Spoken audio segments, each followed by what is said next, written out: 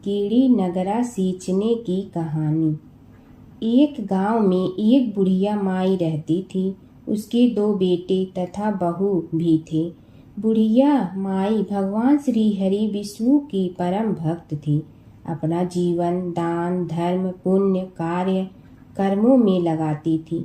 परंतु बुढ़िया माई कभी भी मंदिर और सत्संग में व तीर्थ स्थानों पर नहीं जाती थी। एक बार गांव में भागवत कथा हो रही थी। बेटे ने कहा, माँ आप सारा दिन घर में रहती हैं, आप मंदिर में भागवत कथा सुनने क्यों नहीं जाती? बुढ़िया माई ने बेटे का मन रखने के लिए कह दिया कि आज जाऊंगी, परंतु नहीं गई। ऐसा करते करते 6 दिन निकल गए। बुढ़िया माई के बेटे ने कहा, माँ आज अंतिम दिन है, आज तो कथा सुनने आपको जाना ही पड़ेगा। सारा दिन घर का काम करके बुढ़िया माई ने जाते जाते इतनी देर कर दी कि अंतिम दिन की भागवत कथा भी समाप्त हो गई। भगवान श्री हरि विष्णु सन्यासी का रूप धारण करके बुढ़िया माई के पास आए और बोले, बुढ़िया माई तुम कहाँ जा रही हो? बुढ़िया माई ने कहा, मैं भागवत कथा सुनने जा रही हूँ। तब सन्यासी रूपधारी भगवान श्री हरि विष्णु ने कहा, अब इतनी देर से क्यों जा रही हो? वहाँ तो अब कथा समाप्त हो गई है, अब वहाँ जाकर क्या करोगी? बुढ़िया माई ने कहा, अब घर से निकली हूँ तो जाकर ही रहूंगी। सब सन्यासी रूपधारी भगवान श्री हरि विष्णु ने कहा कि अब कथा समाप्त हो गई, भक्त लोग भी अपने अपने घर चले गए, अब तुम वहाँ से क्या लाओगी? तो बुढ़िया माई बोली, कुछ नहीं तो मैं वहाँ से एक ईंट ही उठा लाऊंगी। तो सन्यासी रूपधारी भगवान श्री हरि विष्णु बोले, तुम वहाँ से मिट्टी की ईंट लाओगी, उसके बदले में मैं तुम्हें एक सोने की ईंट देता हूँ। बुढ़िया माई ने ईंट ले ली और घर की तरफ चल पड़ी और विचार करने लगी कि यदि यह ईंट मैं घर लेकर जाऊंगी तो बेटे बहू झगड़ने लगेंगे। इसीलिए घर के आंगन में बाहर ही बुढ़िया माई ने वह ईंट जमीन में गाड़ दी। परंतु अब बुढ़िया माई का ध्यान उस ईंट पर ही रहने लगा। खाने पीने घर के काम करने में सदैव बुढ़िया माई अपना ध्यान सोने की ईंट पर ही लगाई रखती। बेटे बहू ने पूछा, माँ पूरे दिन घर के आंगन में क्या करती रहती हो? तो बुढ़िया माई ने कहा, मैं आने जाने वाले को देखती रहती हूँ। एक दिन बुढ़िया माई मर गई। यमराज के दूत बुढ़िया माई को लेने आए। बुढ़िया माई को लेकर धर्मराज जी के पास पहुँचे और धर्मराज जी को सारी बात बतलाई। धर्मराज जी ने बुढ़िया माई को कुतिया की योनि दे दी और कुतिया उसी पेड़ के नीचे बैठी रहती। बुढ़िया माई की बहू ने कहा, इस कुतिया को यहाँ से भगाओ, नहीं तो यह बच्चों को काट जाएगी। तो उसके बेटे ने उसकी पीठ पर एक लकड़ी मारी और बुढ़िया माई मर गई और को सर्प की योनि मिली। आंगन में सर्प को देखकर बेटे बहू ने किसी को काट नहीं जाए इसी डर से मार दिया। फिर बुढ़िया माई मरकर धर्मराज जी के पास पहुंची। बुढ़िया माई कीड़ी का रूप धारण करके उस आंगन में कीड़ी नगरा बना लिया। आंगन में कीड़ी नगरा हो गया। घर वाले बहुत परेशान हुए। घर वाले भोजन भी नहीं बना रहे थे और मन ही मन होने का स्मरण करने लगे। तब भगवान श्री हरि विष्णु सन्यासी का रूप धारण करके आए और बोले कि कुछ खाने को दे दो। तो घरवाले ने कहा, महाराज हमारे खाने को भी कुछ नहीं बनाया, क्योंकि हमारे घर में कीड़ी नगरा हो गया है, आप ही इसका कुछ उपाय बतलाइए।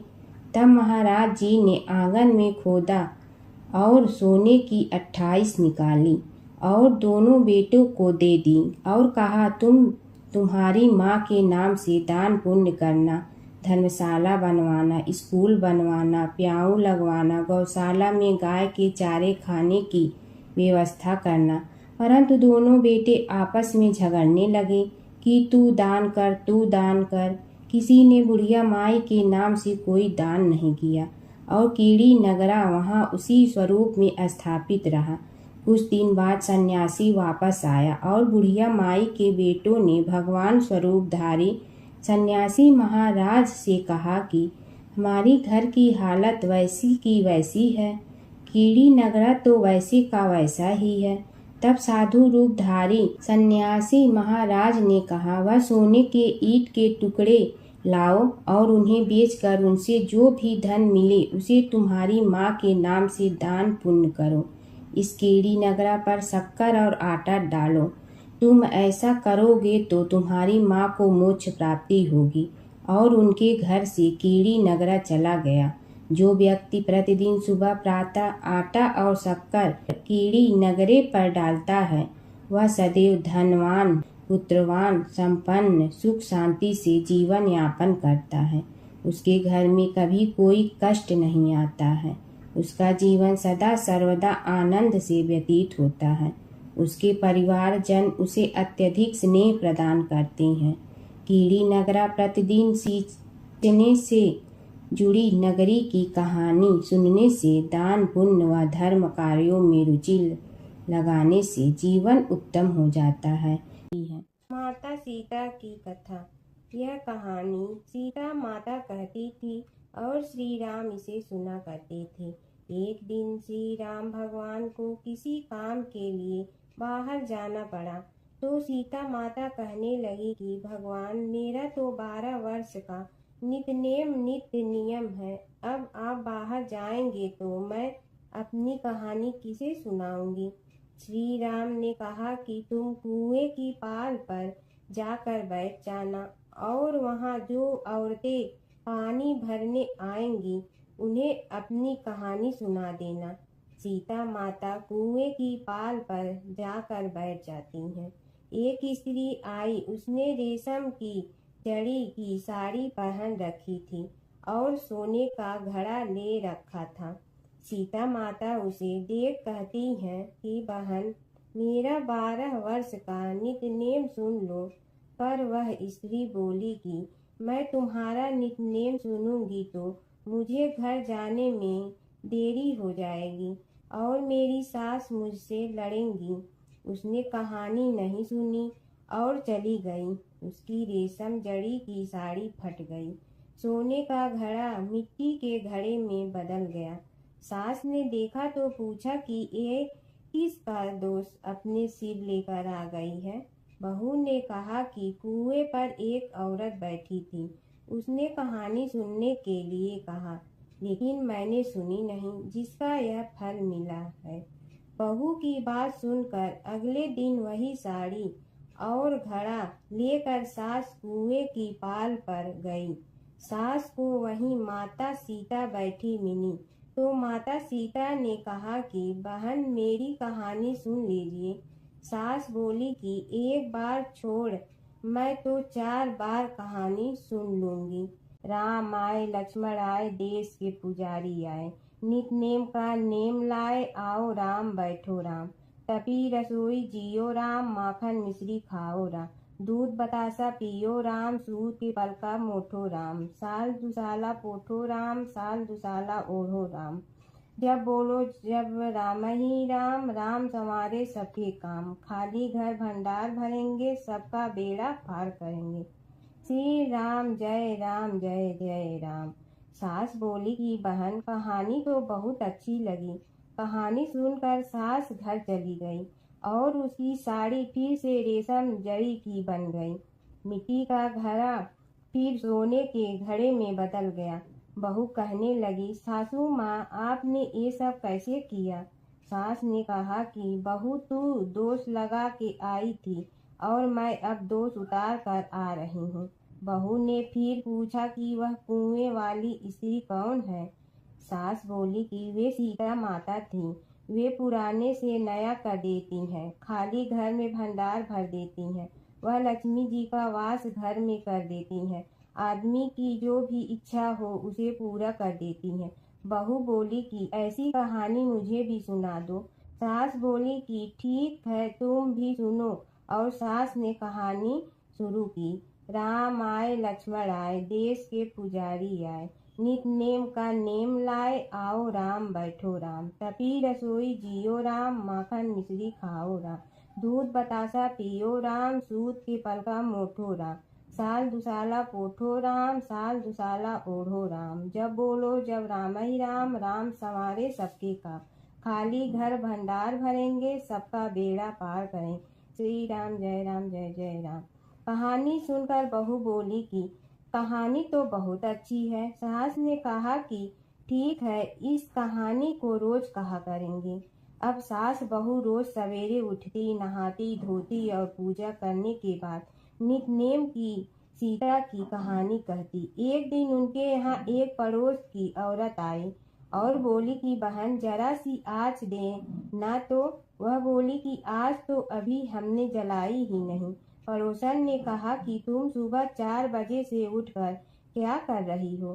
फिर उन्होंने कहा कि सुबह उठकर हम पूजा करते हैं, फिर सीता माता की नितनेम की कहानी कहते हैं। पड़ोसन ने उसी बात सुनकर फिर कहा कि सीता माता की कहानी कहने से तुम्हें क्या मिलता है? वे बोली कि इनकी कहानी कहने से घर में भंडार भर जाते हैं, सारे काम सिद्ध होते हैं, मन की इच्छा भी पूरी हो जाती है। पड़ोसन कहती है कि बहन ऐसी कहानी तो मुझे भी सुना दो। फिर वह बोली कि ठीक है, तुम भी यह कहानी सुन लो। राम आए लक्ष्मण आए, देश के पुजारी आए, नित नेम का नेम लाए, आओ राम बैठो राम।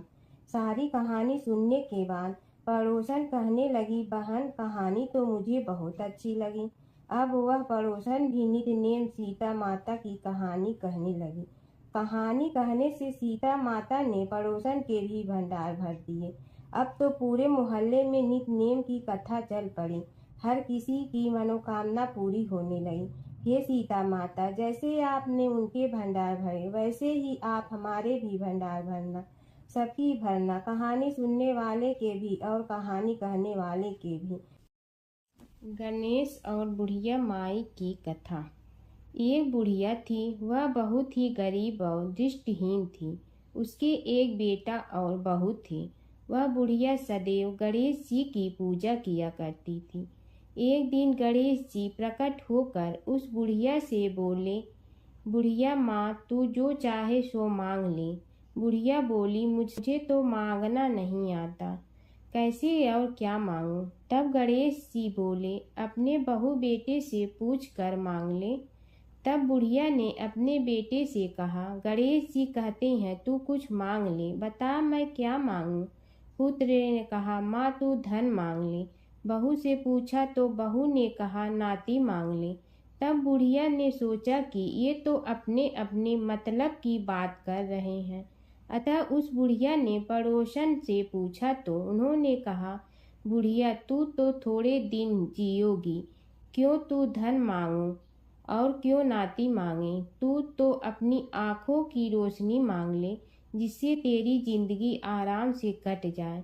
इस पर बुढ़िया बोली, यदि आप प्रसन्न है तो मुझे 9 करोड़ की माया दे, निरोगी काया दे, अमर सुहाग दे, आँखों की रोशनी दे, नाती दे, पोता दे और सब परिवार को सुख दे और अंत में मोक्ष दे। यह सुनकर तब गणेश जी बोले, बुढ़िया माँ, तुमने तो हमें ठग लिया।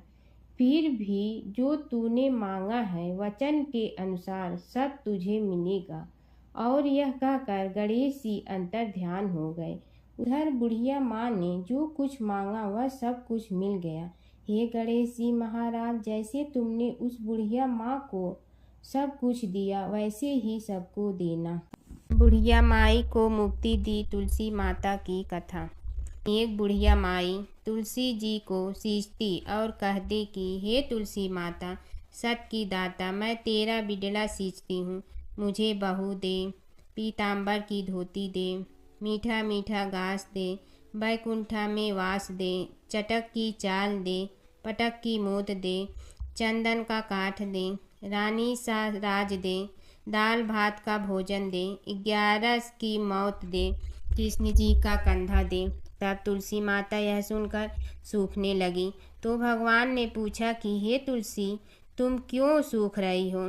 तुलसी माता ने कहा कि एक बुढ़िया रोज आती है और यही बात कह जाती है, मैं सब बात तो पूरा कर दूंगी, लेकिन कृष्ण का कंधा कहाँ से लाऊंगी। तो भगवान बोले, जब वो मरेगी तो मैं अपने आप कंधा दे आऊँगा, तू बुढ़िया माई से कह देना। जब बुढ़िया माई मर गई, सब लोग आ गए। जब माई को ले जाने लगे तो वह किसी से न उठी।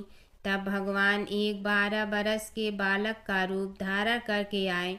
बालक ने कहा, मैं कान में एक बात कहूँगा तो बुढ़िया माई उठ जाएगी। बालक ने कान में कहा, बुढ़िया माई मन की निकाल ले, पीताम्बर की धोती ले, मीठा मीठा घास ले, बैकुंठा का वास ले, चटक की चाल ले, पटक की मोत ले, कृष्ण जी का कंधा ले। यह सुनकर बुढ़िया माई हल्की हो गई। भगवान ने कंधा दिया और बुढ़िया माई को मुक्ति मिल गई। हे तुलसी माता, जैसे बुढ़िया माई को मुक्ति दी वैसे सबको देना। जमुना की कहानी। प्राचीन समय में एक गांव था जिसमें दो बहनें रहा करती थी। एक बहन का नाम गंगा था तो दूसरी बहन का नाम जमुना था। एक बार दोनों बहनें एक साहूकार के खेत से गुजर रही थी तो जमुना ने 13 दाने जौ के तोड़ लिए, जिसे देख गंगा बोली कि तुझे तो ग्रहण लग गया, तूने चोरी की है। इस पर जमुना बोली कि अब मेरा ग्रहण कैसे धुलेगा। गंगा ने कहा कि तुझे 12 साल तक साहूकार के यहाँ नौकरी करनी पड़ेगी, तभी तेरा पाप धुलेगा और ग्रहण से मुक्ति मिलेगी। जमुना साहूकार के यहाँ नौकरी के लिए जाती है और अपने लिए काम मांगती है। साहूकार उसे काम पर रख लेता है, लेकिन काम करने से पहले जमुना उसे कहती है कि मैं सारे काम करूंगी लेकिन 4 काम नहीं करूंगी। जूठे बर्तन नहीं मांजूंगी, झाड़ू नहीं लगाऊंगी, बिस्तर नहीं बिछाऊंगी और दिया नहीं जलाऊंगी। 12 साल के बाद कुंभ का मेला लगा तो साहूकारनी भी कुंभ नहाने जाने लगी। जमुना ने उसे जाते देख कहा कि कुंभ के मेले में मेरी बहन गंगा मिलेगी तो उसे यह सोने का टक्का दे देना, इससे वह अपने हाथों में सुंदर चूड़ियां पहन लेगी। साहूकारनी ने कुंभ के मेले में गंगा को वह सोने का टका दे दिया। गंगा ने उनसे वह टका लेते हुए कहा कि मेरी बहन को कहना कि उसके 12 वर्ष पूरे हो गए हैं, अब वह वहां वापिस आ जा। साहूकार व साहूकारनी वापिस घर आए तब जमुना मटके में पानी भर रही थी। दोनों जमुना से बोले कि हमने सोने का वह टका तेरी बहन गंगा को दे दिया था और उसने कहा है कि तेरे 12 वर्ष पूरे हो गए हैं, इसलिए अब तुम वापिस जाओ। यह समाचार सुनते ही जमुना सहस्त्र धारा में बदल गई और बहने लगी। जमुना जी का यह रूप देखकर साहूकार और साहूकारनी परेशान हो गई थी। हमारे घर में जमुना माता ने काम किया, हमें तो अब ग्रहण लग गया है, हम यह ग्रहण कैसे उतारेंगे। जमुना भागकर गंगा माता के पास चली गई। गंगा ने जमुना से पूछा कि तुम साहूकारनी से कुछ कहकर आई हो या ऐसे ही बिना बताए आ गई। तब जमुना बोली कि मैं तो कुछ भी बताकर नहीं आई हूँ। गंगा ने कहा कि जा उन्हें धीरज दे आ, नहीं तो उन्हें जीवन भर असंतोष ही रहेगा। गंगा के कहने पर जमुना माता ने साहूकारनी को सपने में दर्शन दिए और कहा कि तुम दोनों उल्टे माथे क्यों पड़े हो, जाओ उठकर खाओ पियो। तब दोनों बोले कि हम कैसे उठें, हमें तो ग्रहण लगा है, क्योंकि हमने उल्टे सीधे और पता नहीं कितने नीच कार्य आपसे कराए हैं। तब जमुना जी बोली कि तुम्हें ग्रहण नहीं लगा है, ग्रहण तो मुझे लगा था कि मैंने तुम्हारे खेत से 13 दाने जौ के चुराए थे। मैं तो अपना ग्रहण उतारने तुम्हारे घर आई थी। मेरा ग्रहण तुम्हारे घर में 12 वर्ष तक रहने से उतर गया है और मेरी मुक्ति हो गई है। जमुना जी ने कहा कि तुम्हें कोई ग्रहण नहीं लगा है, उल्टे मेरे 12 वर्ष तक यहाँ रहने से तुम्हारी भी मुक्ति हो गई है। यह कहकर जमुना जी स्वप्न से चली गई। दोनों उठकर देखते हैं कि उनके घर में पहले से भी अधिक धन हो गया है। हे जमुना माता, जैसे आपने साहूकार व साहूकारनी की मुक्ति कराई, वैसे ही आप अपने सभी भक्तों की करना। नगर बसेरे की कहानी। किसी गांव में एक भाट व एक जाट रहता था। दोनों में घनिष्ठ मित्रता थी। एक बार जाट अपनी बहन के घर जाने को तैयार हुआ तो भाट अपनी ससुराल जाने को तैयार हुआ। दोनों साथ चल पड़े तो रास्ते में रुककर एक कुएं की मुंडेर पर बैठ गए। जाट ने भाट से कहा कि नगर बसेरा कर लेते हैं। इस पर भाट बोला कि तू ही नगर बसेरा कर ले, मैं तो अपनी ससुराल जा रहा हूँ, वहाँ खूब खातिर होगी मेरी, तू कर ले नगर बसेरा। जाट वहीं कुएं के पास बैठ पानी की घंटी और चावल का दाना लेकर नगर बसेरा करने लगा। नगर बसेरा करने के साथ जाट कहने लगा कि नगर बसेरा जो करे सो मल धोवे पाँव, ताता माड़ा तापसी देगी मेरी माँ, माँ देगी मावशी तेगी द्वारका का वास, मीठा मीठा घास वृंदावन का वास, पांच कुल्थी छठी रास मेरी जीवड़ो श्री कृष्ण के पास, डालू पानी हो जाए घी झट से निकल जाए मेरा जी, यह सब कर कर के वह जाट बहन के पास चल पड़ा। जाट की बहन ने भाई के आने पर उसकी खातिर की खी बूरा के साथ भाई को जिमाया। दोनों ने बैठकर ढेर सारी बातें की। इधर भाट अपने ससुराल पहुंचा तो वहां आग लगी हुई थी। आग बुझाने वह भी लग गया, जिसमें हाथ मुंह भी काले हो गए और खुद भी थोड़ा सुलझ गया। ना रोटी ना पानी के लिए ही किसी ने पूछा। एक पड़ोसन आई तो उसने भाट की सास को कहा कि जमाई आया है, जरा उस आओ भगत कर लो। बुढ़िया बोली कि सब कुछ तो जल गया है, अब कहाँ से आओ भगत करूं। तब पड़ोसन ने ही भाट को एक रोटी के साथ छाछ दी। उसने वही खाकर गुजारा किया। शाम को दोनों फिर घर की ओर चल पड़े और रास्ते में मिल गए और एक दूसरे का हाल पूछा। भाट बोला कि मेरी ससुराल में तो आग लगी हुई थी, आग बुझाते मैं खुद काला हो गया हूँ, ना रोटी मिली ना पानी। जाट बोला कि मेरी तो बहुत खातिर हुई। फिर बोला कि मैंने कहा था ना कि नगर बसेरा कर ले, आ अब कर ले, लेकिन भाट ने फिर मना कर दिया।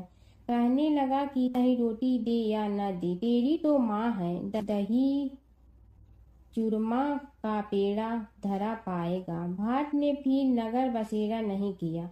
जाट ने कर लिया नगर बसेरा, जो करे सो मल धोवे पाँव, ताता माड़ा तापसी देगी मेरी माँ, माँ देगी मावशी देगी द्वारका का वास, मीठा मीठा घास वृंदावन का वास, पांच कुल्थी छठी रास मेरा जीवड़ो श्री कृष्ण के पास, डालू पानी हो जाए घी झट से निकल जाए मेरा जी, करके वह चल पड़ा। घर पहुँचते ही जाट की मावशी ने बहुत लाड प्यार किया। उधर भाट घर गया तो उसकी भैंस खो गई थी। बाप एक लाठी रखे तो दूसरी उठाए और कहने लगा कि ससुराल गया तो आग लगा दी, अब यहाँ आया तो भैंस खो दी। बाप ने कहा कि पहले भैंस लेकर आ, तभी रोटी पानी मिलेगा। सारा दिन भाट भैंस ढूंढता रहा, लेकिन उसे भैंस नहीं मिली। जाट और भाट की मुलाकात फिर से बाजार में हो गई। जाट ने भाट के हाल चाल पूछे तो भाट बोला कि आते ही भैंस खो गई, बस उसी दिन से भैंस ढूंढ रहा हूँ। रोटियां का तो पूछो ही मत। जाट ने कहा कि मैंने तो पहले ही कहा था कि नगर बसेरा कर ले। जाट की बात सुनकर भाट बोला कि तेरे नगर बसेरे में इतनी ताकत है तो चल अब कर लेते हैं। दोनों ने बैठकर नगर बसेरा किया। नगर बसेरा जो करे सो मल धोवे पाँव, ताता माड़ा तापसी देगी मेरी माँ, माँ देगी मावशी देगी द्वारका का वास, मीठा मीठा घास वृंदावन वन का वास, 5 कुल की छठी रास, मेरा जीवड़ो श्री कृष्ण के पास। डालू पानी हो जाए घी, झट से निकल जाए मेरा जी। दोनों के नगर बसेरा करने पर भाट जैसे ही आगे बढ़ा तो उसकी खोई भैंस मिल गई, जिसे लेकर घर पहुंचा। घर पहुंचते ही माँ ने कहा कि लड़के को आते ही घर से निकाल दिया, सारे दिन से ये भूखा प्यासा भटक रहा है। यह कहकर उसकी माँ ने उसको खूब खिलाया पिलाया। इस घटना के बाद सारे नगर में ढिंढोरा पिटवा गया कि तब कोई अपने पीहर या सास से आते जाते नगर बसेरा करें। जैसे भाट को नगर बसेरा करने का फल मिला, वैसे ही हर किसी को मिले। तुलसी माता की कथा। पुरानी समय की बात है, एक परम सुंदर और पतिव्रता स्त्री थी जिनका नाम था वृंदा। वे भगवान विष्णु की परम भक्त थी और उनका विवाह राक्षस राजा जलंधर से हुआ था। जलंधर बहुत शक्तिशाली था और उसकी शक्ति का रहस्य था उसकी पत्नी वृंदा की अटूट पतिव्रता धर्म। जब तक वृंदा अपने पति के प्रति सच्ची और समर्पित रही, तब तक कोई भी देवता जलंधर को पराजित नहीं कर सकता था। देवताओं ने कई बार प्रयास किया, लेकिन जलंधर अजेय रहा। तब सभी देवता भगवान विष्णु के पास गए और उनसे सहायता मांगी। भगवान विष्णु ने एक लीला रची। वे जलंधर का रूप धारण करके वृंदा के सामने प्रकट हुए। वृंदा ने उन्हें अपना पति समझकर उनका सत्कार किया, लेकिन जैसे ही वृंदा को सच्चाई का पता चला, उनका पतिव्रता धर्म भंग हो गया। उसी क्षण देवताओं ने जलंधर का वध कर दिया। जब वृंदा को यह ज्ञात हुआ कि यह सब भगवान विष्णु की लीला थी, तो वे बहुत दुखी हुई और उन्होंने भगवान विष्णु को श्राप दिया कि वे पत्थर बन जाएं। उसी श्राप के कारण भगवान विष्णु शालिग्राम पत्थर के रूप में प्रकट हुए। इसके बाद वृंदा ने अपने प्राण त्याग दिए। उनके शरीर से एक पवित्र पौधा उत्पन्न हुआ, जिसे आज हम तुलसी के नाम से जानते हैं। तभी से तुलसी को देवी का रूप माना जाता है और उनकी पूजा की जाती है। तुलसी माता को घर में रखने से सुख समृद्धि आती है। भगवान विष्णु को तुलसी अत्यंत प्रिय है। बिना तुलसी के भगवान विष्णु की पूजा अधूरी मानी जाती है। सच्ची भक्ति और पतिव्रता धर्म में अपार शक्ति होती है। धर्मराज जी की कथा। दो सेठानियाँ थी। एक के घर में धन बहुत था, पर वह कंजूस थी। दूसरी के पास धन थोड़ा कम था, पर मन से वह बहुत अमीर थी। रोज सवेरे उठती, गंगा स्नान करती, तुलसी माता, बड़ पीपल सींचने, भगवान के मंदिर जाके पूजा करती। धर्मराज सूरज भगवान की कहानी सुनती, भगवान के भोग लगाकर अतिथि को जिमाती, गाय कुत्ता के लिए ग्रास निकालती। दूसरी सेठानी इस धर्मात्मा को देखकर हंसती और कहती, पता नहीं दिन भर क्या करती रहती है। थोड़े समय बाद दोनों सेठानियों को भगवान का बुलावा आया। धर्मात्मा सेठानी के तो यमराज जी ने विमान भेजा और दूसरी को दूत मारते ही ले गया। रास्ते में सेठानी बोली, मेरे को भूख लगी है।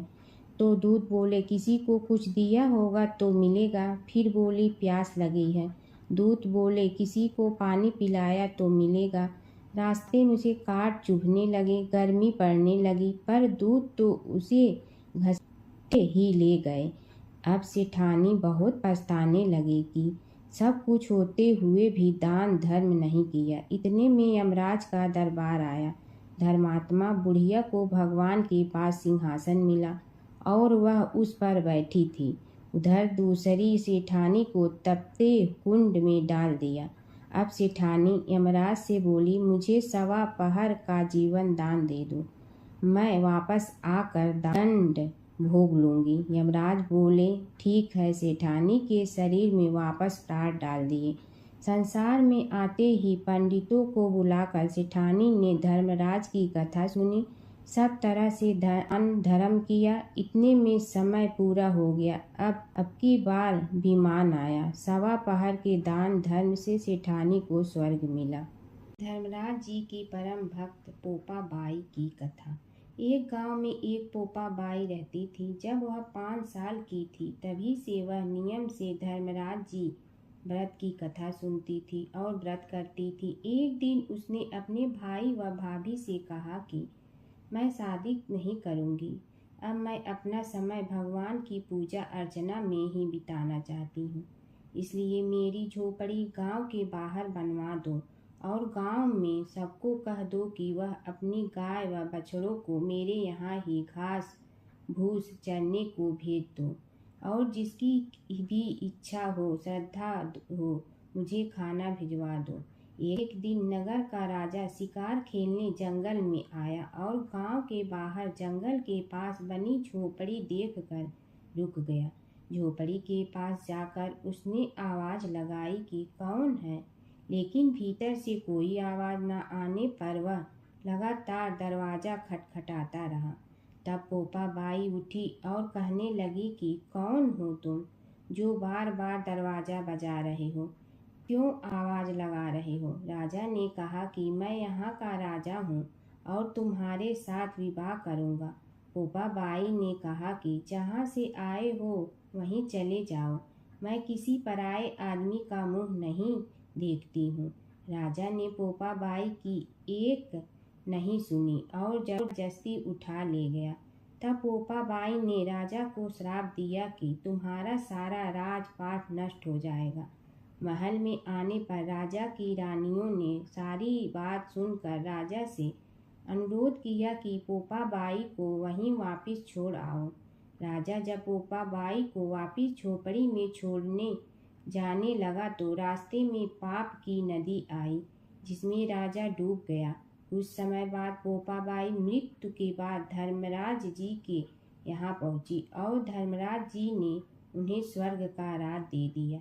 एक बार एक सेठ व सेठानी मृत्यु लोक से स्वर्ग लोक आए तो उसके द्वार बंद देखकर वह धर्मराज जी से द्वार खोलने का आग्रह करते हैं। धर्मराज जी कहते हैं इस द्वार पर पोपा बाई का राज है।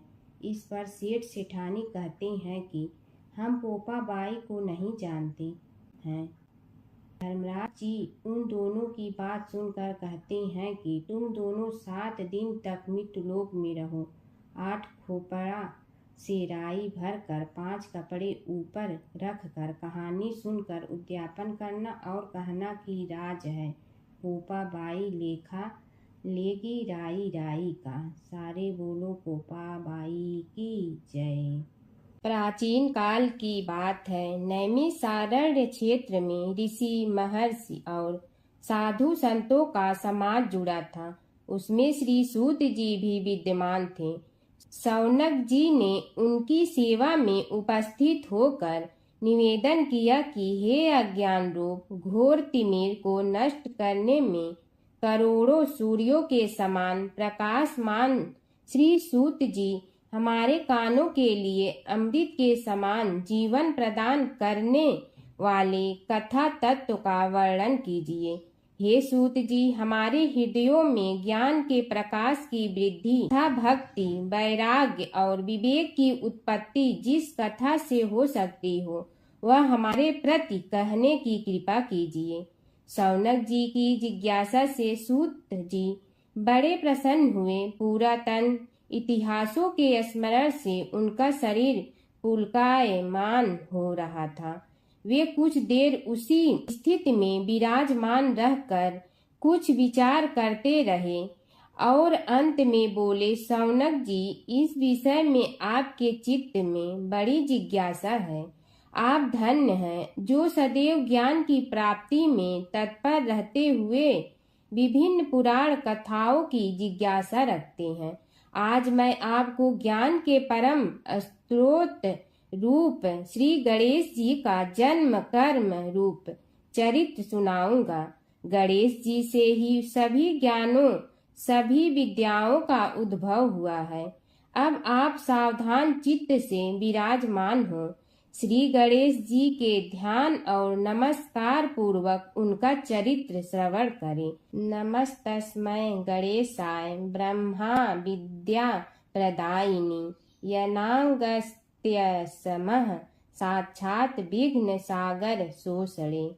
कैसे हैं वे श्री गणेश जो सभी प्रकार की ब्रह्म विद्याओं को प्रदान करने वाले अर्थात ब्रह्मा के सगुण और निर्गुण स्वरूप पर प्रकाश डालने और जीव ब्रह्मा का अभेद प्रतिपादन करने वाली विद्याओं के दाता हैं। वे विघ्नों के समुद्रों को महर्षि अगस्त्य के समान शोषण करने में समर्थ हैं, इसलिए उनका नाम विघ्न सागर शोषक के नाम से प्रसिद्ध है। मैं उन भगवान श्री गणेश जी को नमस्कार करता हूँ।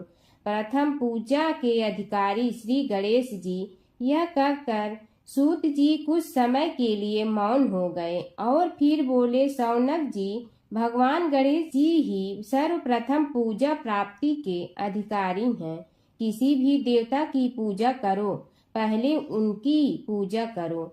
शौनक जी ने निवेदन किया, हे भगवान, हे सूत, सर्वप्रथम यह बताने की कृपा कीजिए कि गणेश जी को प्रथम पूजा का अधिकार किस प्रकार प्राप्त हुआ। इस विषय में मेरी बुद्धि मोह को प्राप्त हो रही है कि सृष्टि रचयिता ब्रह्मा जी, पालन करता भगवान नारायण और संहार करता शिव जी में से किसी को प्रथम पूजा का अधिकारी क्यों नहीं माना गया।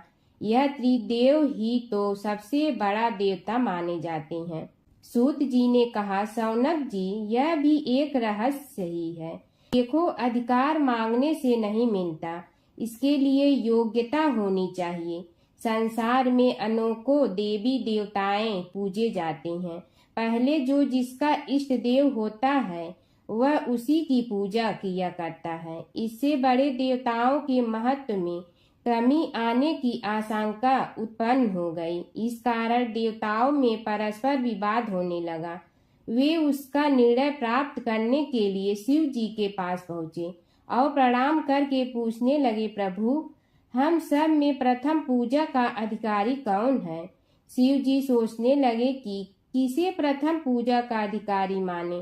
तभी उन्हें एक युक्ति सूझी। बोले, देवगण, इसका निपटारा बातों से नहीं तथ्यों से होगा। इसके लिए एक प्रतियोगिता रखनी होगी, शिव की परिक्रमा करने की प्रतियोगिता। देवगण उनका मुख देखने लगे, शंकित हृदय से सोचने लगे कि कैसी प्रतियोगिता रहेगी। यह शिव जी ने उनके मन के भाव ताड़ लिए, इसलिए सांत्वना भरे शब्दों में बोले, घबराओ मत, कोई कठिन परीक्षा नहीं ली जाएगी। बस इतना ही कि सभी अपने अपने वाहनों पर चढ़कर संसार की परिक्रमा करो और फिर यहाँ लौट आओ। जो पहले लौटेगा वही सर्वप्रथम पूजा का अधिकारी होगा। अब क्या देर थी, सभी अपने अपने वाहन पर चढ़कर दौड़ पड़े।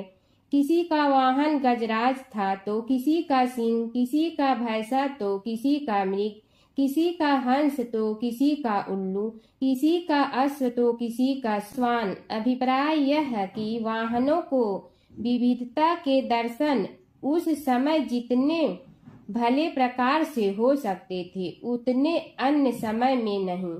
सबसे गया बीता वाहन गणेश जी का था मूषक, उससे चूहा भी कहते हैं। ऐसे वाहन के बल भरोसे इस प्रतियोगिता में सफल होना तो क्या, सम्मिलित होना भी हास्यास्पद है। गणेश जी ने सोचा, छोड़ो, क्या होगा प्रतियोगिता में भाग लेने से, हम तो यहाँ बैठे रहकर ही तमाशा देखेंगे। वे बहुत देर तक विचार करते रहे। अंत में उन्हें एक युक्ति सूझी। शिव जी स्वयं ही जगदाता हैं, यह संसार उन्हीं का प्रतिबिंब है, तब क्यों न इन्हीं की परिक्रमा कर ली जाए। इनकी परिक्रमा करने से ही संसार की परिक्रमा हो जाएगी। ऐसा निश्चय कर उन्होंने मूषक पर चढ़कर शिव जी की परिक्रमा की और उनके समक्ष जा पहुँचे। शिव जी ने कहा, तुमने परिक्रमा पूर्ण कर ली। उन्होंने उत्तर दिया, जी हाँ। शिव जी सोचने लगे कि इसे तो यहीं घूमते हुए देखा, फिर परिक्रमा कैसे कराया। देवताओं का परिक्रमा करके लौटना आरंभ हुआ और उन्होंने गणेश जी को वहां बैठे देखा तो माथा ठनक गया। फिर भी साहस करके बोले, अरे तुम विश्व की परिक्रमा के लिए नहीं गए? गणेश जी ने कहा, अरे मैं कब का यहाँ आ गया। देवता बोले, तुम्हें तो कहीं भी नहीं देखा। गणेश जी ने उत्तर दिया, देखते कहाँ से, समस्त संसार शिव जी में विद्यमान है। इनकी परिक्रमा करने से ही संसार की परिक्रमा पूर्ण हो गई। सूत जी बोले, शौनक, इस प्रकार गणेश जी ने अपनी बुद्धि के बल पर ही विजय प्राप्त कर ली। उनका कथन सत्य था, इसलिए कोई विरोध करता भी तो कैसे। बस उसी दिन से गणेश जी की प्रथम पूजा होने लगी। एक समय की बात है कि विष्णु भगवान का विवाह लक्ष्मी जी के साथ निश्चित हो गया। विवाह की तैयारी होने लगी। सभी देवताओं को निमंत्रण भेजे गए, परंतु गणेश जी को निमंत्रण नहीं दिया। कारण जो भी रहा हो, अब भगवान विष्णु की बारात जाने का समय आ गया। सभी देवता अपनी पत्नियों के साथ विवाह समारोह में आए। उन सब ने देखा कि गणेश जी कहीं दिखाई नहीं दे रहे हैं। तब वे आपस में चर्चा करने लगे कि क्या गणेश जी को कोई न्योता नहीं दिया है या स्वयं गणेश जी ही नहीं आए हैं। सभी को इस बात पर आश्चर्य होने लगा। तभी सब ने विचार किया कि विष्णु भगवान से ही इसका कारण पूछा जाए। विष्णु भगवान से पूछने पर उन्होंने कहा कि हमने गणेश जी के पिता भोलेनाथ महादेव को न्योता भेजा है। यदि गणेश जी अपने पिता के साथ आना चाहते हैं तो आ जाते। अलग से न्योता देने की कोई आवश्यकता भी नहीं थी। दूसरी बात यह है कि उनको 1.25 मन मूंग, 1.25 मन चावल, 1.25 मन घी और 1.25 मन लड्डू का भोजन दिन भर में चाहिए। यदि गणेश जी नहीं आएंगे तो कोई बात नहीं। दूसरे के घर जाकर इतना सारा खाना पीना अच्छा भी नहीं लगता। इतनी वार्ता कर ही रहे थे कि किसी एक ने सुझाव दिया, यदि गणेश जी आ भी जाए तो उनके द्वारपाल बनाकर बैठा देंगे कि आप घर की याद रखना। आप तो चूहे पर बैठकर धीरे धीरे चलोगे तो बारात से बहुत पीछे रह जाओगे। यह सुझाव भी सबको पसंद आ गया तो विष्णु भगवान ने भी अपनी सहमति दे दी। होना क्या था कि इतने में गणेश जी वहां आ पहुंचे और उन्हें समझा बुझा कर घर की रखवाली करने बैठा दिया गया। बारात चल रही थी, तब नारद जी ने देखा कि गणेश जी तो दरवाजे पर ही बैठे हुए हैं। तो वे गणेश जी के पास गए और रुकने का कारण पूछा। गणेश जी कहने लगे कि विष्णु भगवान ने मेरा बहुत अपमान किया है। नारद जी ने कहने लगे कि अपनी मूसक देना को आगे भेज दे तो वह रास्ता खोद देगी, जिससे उनके वाहन धरती में धंस जाएंगे। तब आपको सम्मान पूर्वक बुलाना पड़ेगा। अब तो गणेश जी ने अपनी मूसक सेना जल्दी से आगे भेज दी और सेना ने जमीन पोली कर दी। जब बारात वहां से निकली तो रथों के पहिए धरती में धंस गए। लाख कोशिश करे परंतु पहिए नहीं निकले। सभी ने अपने अपने उपाय किए परंतु पहिए तो नहीं निकले, बल्कि जगह जगह से टूट गए। किसी की समझ में नहीं आ रहा था कि अब क्या किया जाए। तब तो नारद जी ने कहा, आप लोगों ने गणेश जी का अपमान करके अच्छा नहीं किया। यदि उन्हें मना कर लाया जाए तो आपका कार्य सिद्ध हो सकता है और यह संकट टल सकता है। शंकर भगवान ने अपने दूत नंदी को भेजा और वे गणेश जी को लेकर आए। गणेश जी का आदर सम्मान के साथ पूजन किया। तब कहीं रथ के पहिए निकले। अब रथ के पहिए निकल के परंतु टूट फूट गए तो उन्हें सुधारे गए। पास के खेत में खाती काम कर रहा था, उसे बुलाया गया। खाती अपना कार्य करने के पहले श्री गणेशाय नमः कहकर गणेश जी की वंदना मन ही मन करने लगा। देखते ही देखते खाती ने सभी पहियों को ठीक कर दिया। तब खाती कहने लगा कि हे देवताओं, आपने सर्वप्रथम गणेश जी को नहीं मनाया होगा और न ही उनकी पूजन की होगी, इसीलिए तो आपके साथ यह संकट आया है। हम तो मूर्ख अज्ञानी हैं, फिर भी पहले गणेश जी को पूजते हैं, उनका ध्यान करते हैं। आप लोग तो देवतागण हैं, फिर भी आप गणेश जी को कैसे भूल गए। अब आप लोग भगवान श्री गणेश जी की जय बोलकर जाएं तो आपके सब काम बन जाएंगे और संकट कट जाएंगे। ऐसा कहते हुए बारात वहां से चल दी और विष्णु भगवान को लक्ष्मी जी के साथ विवाह संपन्न करा के सभी सकुशल घर लौट आए। हे गणेश जी महाराज, आपने विष्णु को जैसे कारज सारियो ऐसे कारज सबको सिद्ध कर जो। बोलो गजानन भगवान की जय। भगवान विष्णु और नारद की कथा। एक बार नारद मुनि जी ने भगवान विष्णु जी से पूछा, हे भगवान, आपका इस समय सबसे प्रिय भक्त कौन है? अब विष्णु तो भगवान हैं, सो झट से समझ गए अपने भक्त नारद मुनि की बात और मुस्कुरा कर बोले, मेरा सबसे प्रिय भक्त उस गांव का एक किसान है। यह सुनकर नारद मुनि जी थोड़ा निराश हुए और फिर से एक प्रश्न किया, हे भगवान, आपका बड़ा भक्त तो मैं हूँ, तो फिर सबसे प्रिय क्यों नहीं? भगवान विष्णु जी ने नारद मुनि जी से कहा, इसका जवाब तो तुम खुद ही दोगे। जाओ, एक दिन उसके घर रहो और फिर सारी बात मुझे बताना। नारद मुनि जी सुबह सवेरे मुंह अंधेरे उस किसान के घर पहुंच गए। देखा अभी अभी किसान जगा है और उसने अब सबसे पहले अपने जानवरों को चारा देता, फिर मुंह धोता, दैनिक कार्यों से निवृत्त होता, जल्दी जल्दी भगवान का नाम लिया, रूखी सूखी रोटी खाकर जल्दी जल्दी अपने खेतों पर चला गया।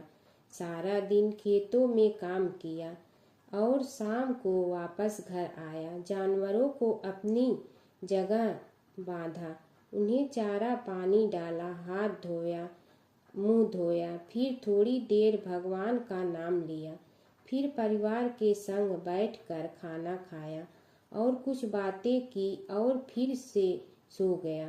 अब सारा दिन यह सब देखकर नारद मुनि जी भगवान विष्णु के पास वापिस आए और बोले, भगवान, मैं आज सारा दिन उस किसान के संग रहा, लेकिन वो तो ढंग से आपका नाम भी नहीं ले सकता। उसने थोड़ी देर सुबह, थोड़ी देर शाम को और भी जल्दी जल्दी आपका ध्यान किया, और मैं तो 24 घंटे सिर्फ आपका ही नाम जपता हूँ।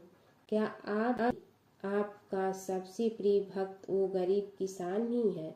भगवान विष्णु जी ने नारद की बात सुनकर कहा, अब इसका जवाब भी तुम मुझे खुद ही देना।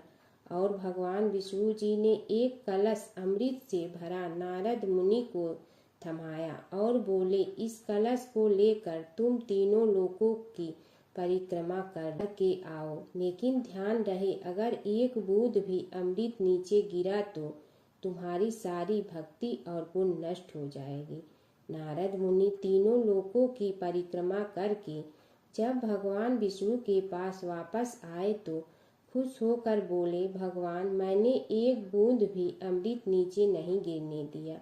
विष्णु भगवान ने पूछा, और इस दौरान तुमने मेरा नाम कितना बार लिया, मेरा स्मरण कितनी बार किया?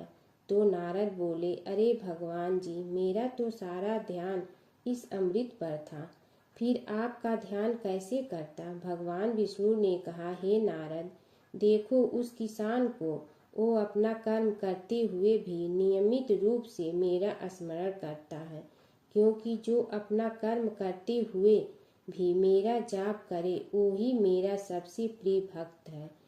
तुम तो सारे दिन खाली बैठे ही जप करते हो, और जब तुम्हें कर्म दिया तो मेरे लिए तुम्हारे पास समय ही नहीं था। तो नारद मुनि सब समझ गए और भगवान के चरण पकड़ कर बोले, हे भगवान, आपने मेरा अहंकार तोड़ दिया, आप धन्य हैं। गणेश जी की कथा। एक बार गणेश जी एक छोटे बालक के रूप में चिमटी में चावल और चमचे में दूध लेकर निकले। वो हर किसी से कह रहे थे कि कोई मेरी खीर बना दो, कोई मेरी खीर बना दो। एक बुढ़िया बैठी हुई थी, उसने कहा, ला मैं बना दूं। वह छोटा सा बर्तन चढ़ाने लगी। तब गणेश जी ने कहा कि दादी माँ, छोटी सी भगोनी मत चढ़ाओ, तुम्हारे घर में जो सबसे बड़ा बर्तन है वही चढ़ा दो। बुढ़िया ने वही चढ़ा दिया। वह देखती रह गई कि वह जो थोड़े से चावल उस बड़े बर्तन में डाली थी वह तो पूरा भर गया है। गणेश जी ने कहा, दादी माँ, मैं नहा कर आता हूँ। खीर तैयार हो गई हो तो बुढ़िया के पोते पोती खीर खाने के लिए रोने लगे। बुढ़िया ने कहा, गणेश जी, तेरे भोग लगाना कहकर चूल्हे में थोड़ी सी खीर डाली और कटोरी भर भर कर बच्चों को दे दी। बुढ़िया की पड़ोसन ऊपर से देख रही थी तो बुढ़िया ने सोचा यह चुगली कर देगी, तो एक कटोरा भर कर उसे भी पकड़ा दिया। बेटे की बहू ने चुपके से एक कटोरा खीर खाई और कटोरा चक्की के नीचे छुपा दिया। अभी भी गणेश जी नहीं आए थे। बुढ़िया को भी भूख लग रही थी। वह भी एक कटोरा खीर खाकर किवाड़ के पीछे बैठकर एक बार फिर कहा कि गणेश जी, आपके भोग लगे कहकर खाना शुरू कर दिया।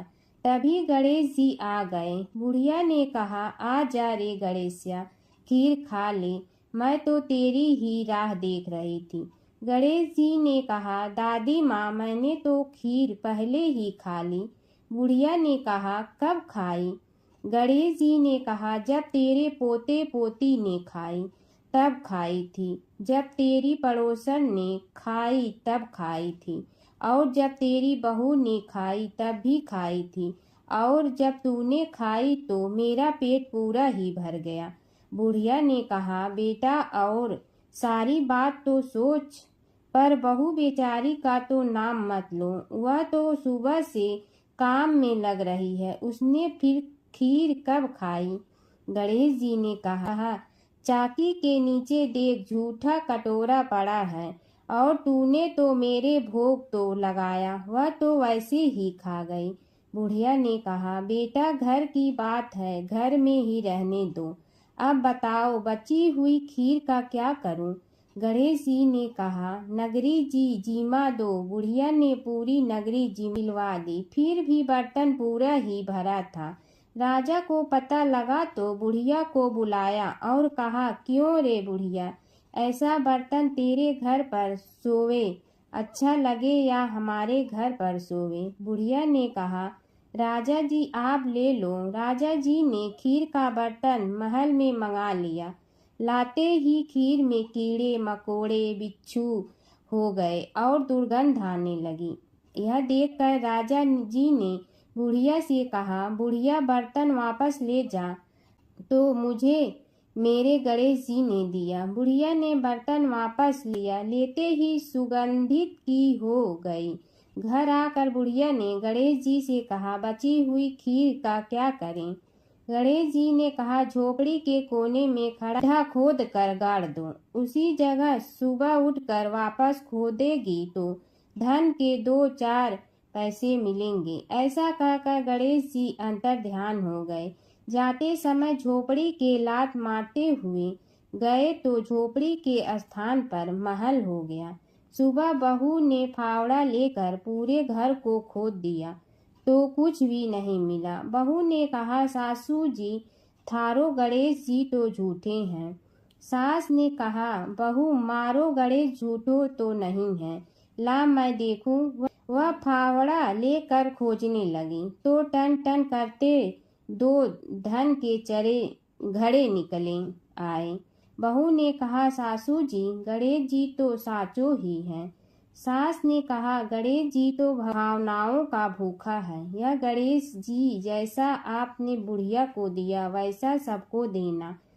एक बार एक नगर में एक मालिन रहती थी। उसके पति चल बसे थे। उसका एक 4 साल का पुत्र था। उसकी सास कठोर हृदय की स्त्री थी। वह बहू को बहुत तकलीफ देती थी। एक दिन सास ने बहू और पोते को घर से निकाल दिया। वे दोनों रोते हुए चलते चलते एक जंगल में जा पहुंचे। वहां एक बड़े पेड़ के नीचे बैठ गए। वहां से थोड़ी दूर पर एक गणेश जी का मंदिर था। वहाँ बहुत लोग गणेश जी के दर्शन करने आते थे। दर्शन करके गणेश जी को प्रसाद चढ़ाते थे। फिर वह प्रसाद सबको बांट देते थे। इस प्रसाद से माँ बेटे का गुजारा होने लगा। दोनों गणेश जी की पूजा पाठ में लग गए। एक दिन उन्होंने सोचा क्यों न हम भी जंगल से फूल लाकर बेचें। वे रोज जंगल से फूल लाकर उसकी माला बनाकर बेचने लगे। साथ में पूजा की सामग्री और प्रसाद भी बेचने लगे। इससे उनको आमदनी होने लगी। गणेश जी की कृपा से आमदनी बढ़ने लगी। जल्दी ही उन्होंने एक मकान और एक दुकान बना लिया। एक राजा की लड़की मंदिर में रोज पूजा करने आती थी। मालिन के बेटे को देखकर राजकुमारी उस पर मोहित हो गई और उसे विवाह करने की सोचने लगी। उसने अपनी भाभी से अपने मन की बात कही। भाभी अनुभवी थी। उसने कहा, ये तो मालिन का बेटा है और तुम एक राजा की बेटी हो। यदि तुमने उससे विवाह किया तो तुम्हारी बहुत बेइज्जती होगी। पर राजकुमारी अपनी बात पर अड़ी रही। उसने कहा, मैंने तो प्रतिज्ञा कर ली है कि उसी से विवाह करूंगी। भाभी ने घर जाकर सारी बात राजा को बता दी। राजा ने मना नहीं किया और विवाह के लिए तैयार हो गए। उन्होंने बड़े धूमधाम से बेटी का विवाह मालिन के बेटे के साथ कर दिया। मालिन ने सबसे पहले बेटे बहू को गणेश जी के मंदिर में ले जाकर पूजा पाठ करवाया और गणेश जी का आशीर्वाद दिलवाया। इसके बाद पूरे नगर में यह बात फैल गई कि गणेश जी की पूजा करने से सब दुख कष्ट दूर हो जाते हैं। इस बात पर सुनते ही नगर के सभी लोग मंदिर आने लगे। मालिन और उसके बेटे की बिक्री और बढ़ गई। उधर उसकी सास के बुरे दिन आ गए। अन्नदाता उससे रूठ गए और वह भूखों मरने लगी। एक दिन वह रोती धोती उसी गणेश जी के मंदिर में आ पहुंची।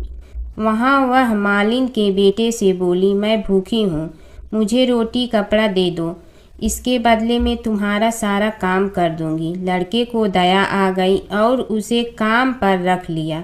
उसने अपनी दादी को नहीं पहचाना। जब मालिन घर आई तो उसने सास को पहचान लिया। वह सास से बोली, सासू जी आप यहाँ कैसे? सास ने पोते की तरफ इशारा करके कहा, मेरी इस सेठ के यहाँ नौकरी लग गई है। बहू बोली, यह आपका पोता है और यह घर भी आपका ही है, यह दुकान भी आपकी ही है।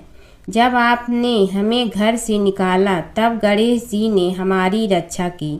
बहू की बात सुनकर सास बोली, मेरी करनी मैं भोगूंगी। बहू बोली, सासू जी अब आप हमारे यहाँ रहो और पोते का सुख देखो।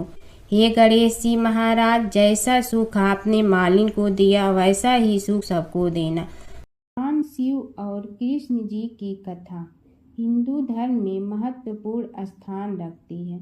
ये कथाएं अक्सर एक दूसरे से जुड़ी हैं, जिनमें शिव को कृष्ण का भक्त और कृष्ण को शिव का आराध्य बताया गया है। पुराणों में शिव और कृष्ण के कई लीलाओं का वर्णन है। कृष्ण के दर्शन के लिए शिव का साधु वेश में गोकुल जाना। एक पौराणिक कथा के अनुसार भगवान शिव एक साधु का वेश धारण करके गोकुल में कृष्ण के दर्शन के लिए गए थे। मैया यशोदा ने उन्हें भिक्षा देने के लिए आई, लेकिन शिव ने कृष्ण के दर्शन के अलावा कुछ भी स्वीकार करने से इनकार कर दिया। यशोदा ने पहले तो मना कर दिया, लेकिन बाद में पूर्णमासी काकी के समझाने पर उन्होंने कृष्ण को साधु के सामने प्रकट किया। शिव ने कृष्ण के दर्शन किए और उनके चरणों की छाप छोड़कर चले गए। यशोदा और नंद राय समझ गए कि यह कोई साधारण साधु नहीं था, बल्कि कोई दिव्य पुरुष था। नारद मुनि का घमंड। एक बार नारद मुनि को अपने ज्ञान और भक्ति पर घमंड हो गया। कृष्ण ने नारद मुनि की परीक्षा लेने के लिए उन्हें एक गांव में भेजा, जहां एक महिला अपने पति के बीमार होने पर बहुत दुखी थी। नारद मुनि ने महिला को समझाया कि वह भगवान से प्रार्थना करे, लेकिन महिला ने कहा कि वह अपने पति को कष्ट में नहीं देख सकती। तब नारद मुनि ने राधा से मिलने का फैसला किया। राधा ने नारद मुनि को चरणामृत दिया और कहा कि वह इसे अपने पति को दे।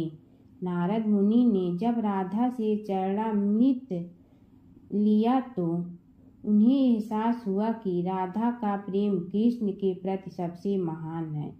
इस घटना के बाद नारद मुनि का घमंड चूर चूर हो गया। नारद मुनि और कृष्ण की लीला। नारद मुनि अक्सर कृष्ण की लीलाओं में शामिल होते थे। एक बार नारद मुनि इंद्र के दरबार से द्वारका जा रहे थे। रास्ते में उन्होंने पारिजात वृक्ष का एक फूल लिया और कृष्ण को दे दिया। कृष्ण ने वह फूल रुक्मिणी को दे। नारद मुनि ने देखा कि कृष्ण ने वह फूल रुक्मिणी को दिया तो उन्हें बहुत खुशी हुई।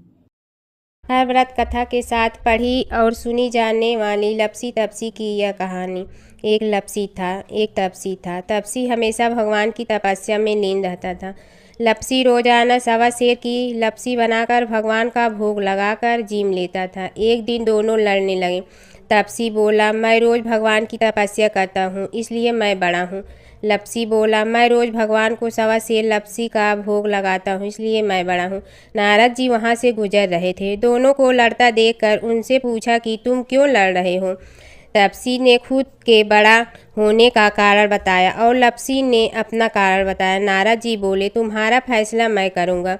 दूसरे दिन लपसी और तपसी नहाकर अपनी रोज की भक्ति करने आए तो नारद जी ने छुपकर 1.25 करोड़ की एक एक अंगूठी उन दोनों के आगे रख दी।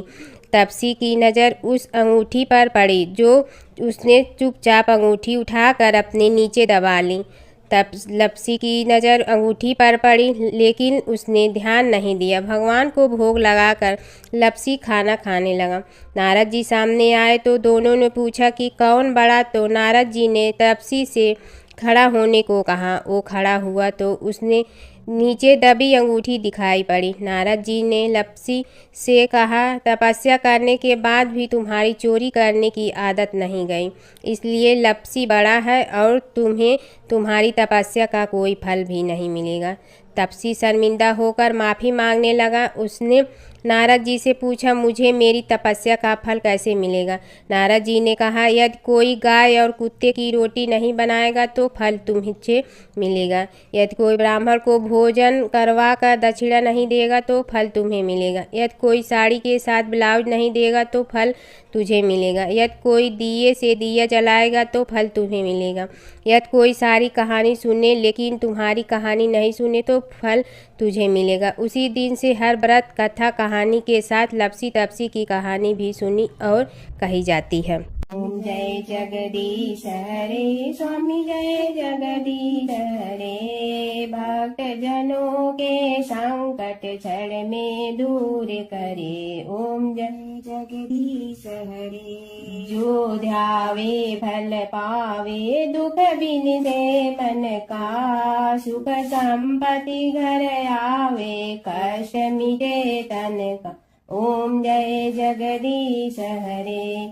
मात पिता तुम मेरे शरण कहूँ किसकी। तुम विनय और न दूजा आस करूँ जिसकी। ओम जय जगदीश हरे। तुम पूर्ण परमात्मा तुम अंतर्यामी।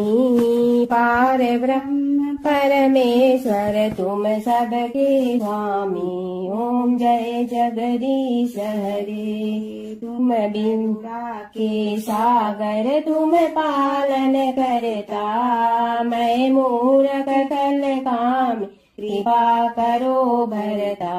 ओम जय जगदीश हरे। तुम हो ये कय गोचर सबके प्राणपति।